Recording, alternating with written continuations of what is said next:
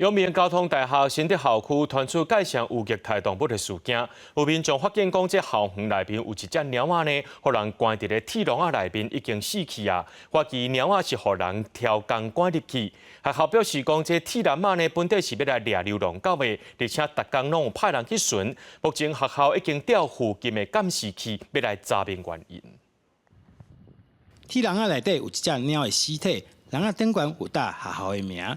永明交通大学表示，因为之前捌发生过流浪狗虐学生的事件，所以参动保所讨论了后，有些人要来掠狗，而且逐工会派人来巡，唔知影为虾米有死猫伫内底，后续会来调查到底是发生什么代志。应该还是要处理吧，对啊，不然放的有点奇怪。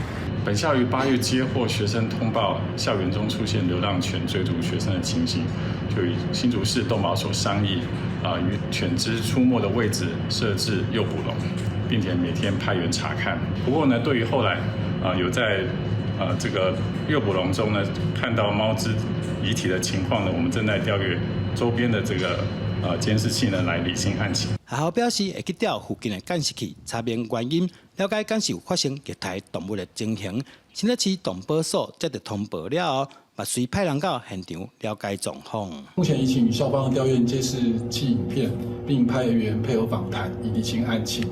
动保所也呼吁，依据动物保护法规定，任何人不得骚扰、虐待、伤害动物，违者将依法裁处，以维护动物福祉。